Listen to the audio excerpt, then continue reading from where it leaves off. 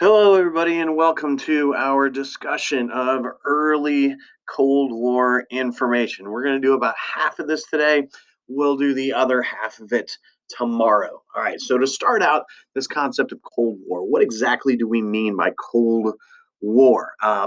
The word war in there leads you to believe that there's a lot of fighting that goes on. And while there is some fighting, the cold portion of it leads us to think that, well, maybe it wasn't as big a deal as it might have been. Reality is, Cold War is a term that's going to be used to indicate that there were hostilities. They were primarily between the two countries that you see in the photo here, the Soviet Union and the United States. Okay, you had two different ideologies, communism and democracy. And the idea was which side was going to have more influence around the world. Was ultimately democracy going to be the right way to go, or communism? Um, the Cold War comes in that there's going to be plenty of competitions that the two are going to be included in. The space race, for example, the technology race, the arms race. There's all kinds of different ways that this is going to play out. Were there going to be wars and battles fought? Yes, there were, over the idea of communism versus versus democracy. But ultimately, were any of those going to be fought directly between the United States and the Soviet Union? No, there's always going to be someone else involved. We're going to call those proxy wars, where there's other combatants that are fighting this communism versus democracy fight. In some cases, are the Soviets directly involved? Yes. In some cases, are the Americans directly involved? Yes. But is it ever officially U.S. versus USSR? That doesn't come to pass. Okay, so the concept that is going to keep coming up over and over and over again when you're talking about anything Cold War is this idea of containment. Containment was the American policy throughout this. It was our duty, it was our job to do anything and everything that was possible to contain communism. We didn't feel like we could necessarily defeat it and force the Soviets to not be communist, but we had to contain it. We could not allow it to spread.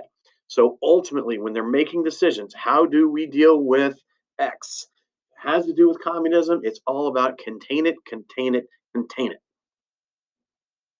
Okay, so we got to back up just a little bit to kind of understand where all this is coming from. The end Towards the end of World War II, you had two different conferences: the Yalta Conference, which took place in the Soviet Union, and the Potsdam Conference, which was going to take place in Germany, just outside of Berlin. The Yalta Conference was held before the war was over. Potsdam obviously was going to take place after the war in Europe was over, but ultimately it's the big three, which are going to be Churchill, FDR, and Stalin. They're going to get together to determine, okay, after the war in Europe is over, how are things going to play out? How are the borders going to change? All that kind of stuff. A lot of people look at this and see this as the beginning of the Cold War, because it was very, very obvious that these two, their goals, their desires, how they want the world to look after the war is over, very, very different from his goals and his desires. So if you want to talk about, hey, democracy versus communism, man, it starts right there.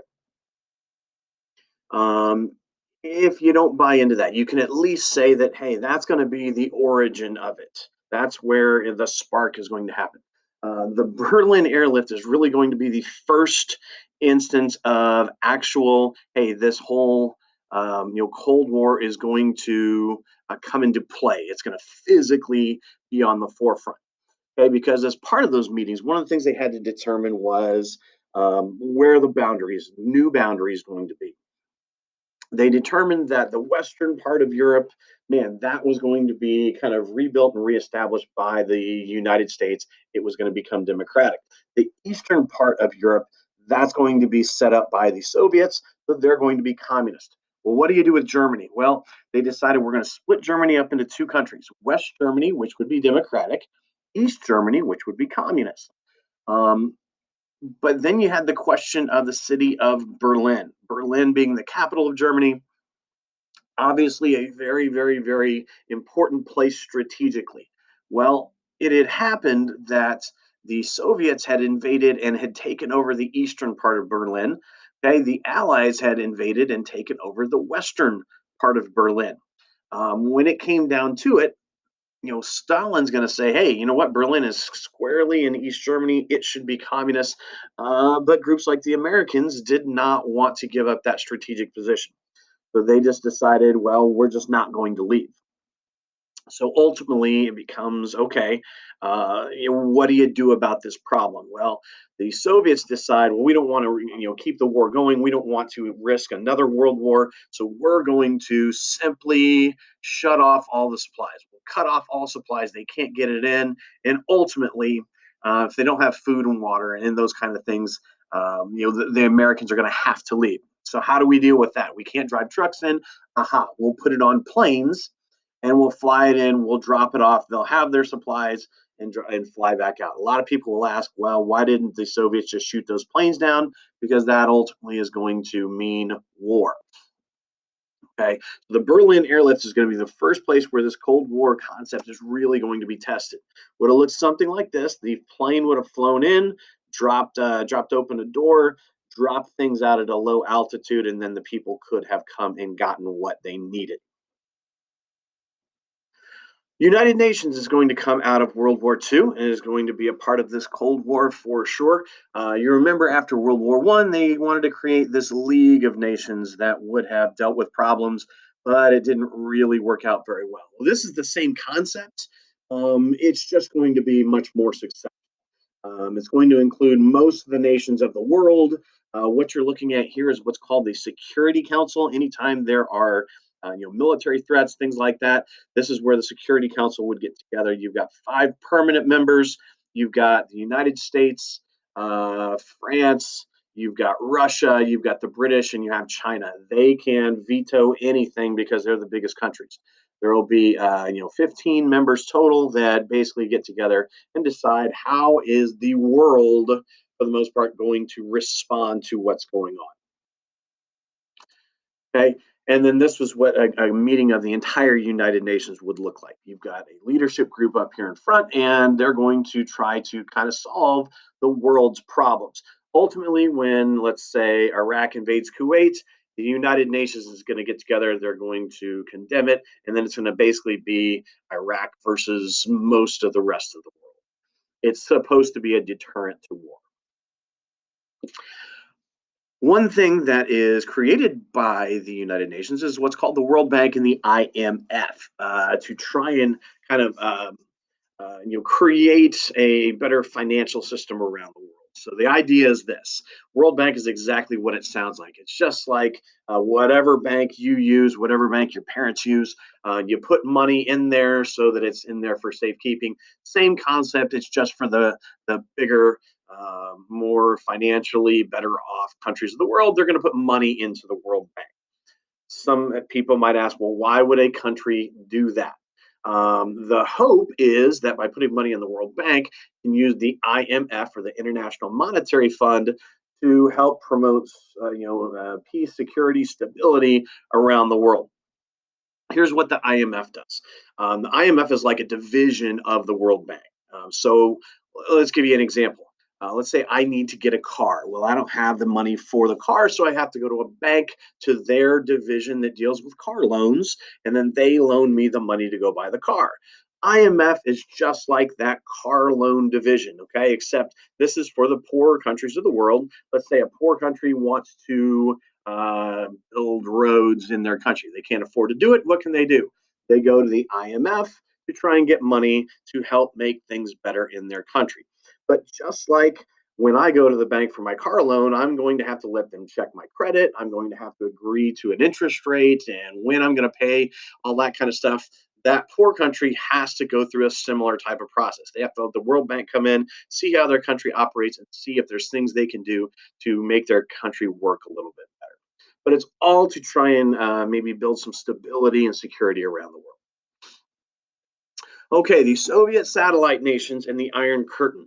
When the Soviet Union was being created, they brought in all these countries in red, which were called the Soviet satellite nations. The mainland of the Soviet Union was going to be Russia. These were all going to be places on the outside, sort of like a buffer zone between the rest of the world and the Soviet Union. Okay, the countries in yellow were going to be those Eastern European countries that are going to be set up after World War II by the Soviet Union. So they're going to be communist nations. Becomes known as the Iron Curtain, sort of like a boundary or a barrier between the democratic West and the Soviet Union. The Truman Doctrine. Truman Doctrine is going to come into play specifically in Turkey. President Truman decided, hey, you know what? Turkey is a volatile place. It's a place that could become communist. They could be pressured into it. So he decided, hey, okay, we'll reach out to Turkey. We'll say, hey, if you feel threatened by the Soviets, if you feel threatened by communism, we are here to help. We are pledging our support. We're going to give you money to make sure that you don't become communist. In fact, why don't we just go ahead and send some of our military there to help you with that? That's why we have air bases in Turkey today. So, Truman Doctrine, Turkey, so they don't become communist. That's that whole idea of containment that we talked. The Marshall Plan. Marshall Plan takes that a step further. Okay, in addition to Turkey, there were a whole bunch of newly democratic countries in Western Europe, and they were all trying to recover from World War II. So, how can we help them to make sure they don't become communist too? I know. Let's go ahead and invest a whole bunch of money into those countries to make sure they don't become communist. Okay, so it was our pledge of support to Western Europe to make sure that they were going to stay on our side. Um, the Marshall Plan is something that is uniquely American, and I actually had the great honor of being taken on a tour of the building next to the White House where all of this would have taken place. I got to see the actual room. This is the room, the table where the Marshall Plan was hammered out, was finalized. This is the actual map that they would have used to determine which countries are we going to pledge our support and ultimately give money to. And the last one for this video is going to be the creation of NATO, or the North Atlantic Treaty Organization, where the United Nations is kind of diplomatic. Hey, we're going to talk things out. NATO is a military alliance. It's, hey, here are the democratic countries in the northern and western hemisphere, for the most part, and we're going to get together. We're going to support each other. Okay, North and then Atlantic. The Atlantic Ocean is what's in the middle of it. North Atlantic, and then all of these countries are going to get together. And if any of us is threatened, we're going to help each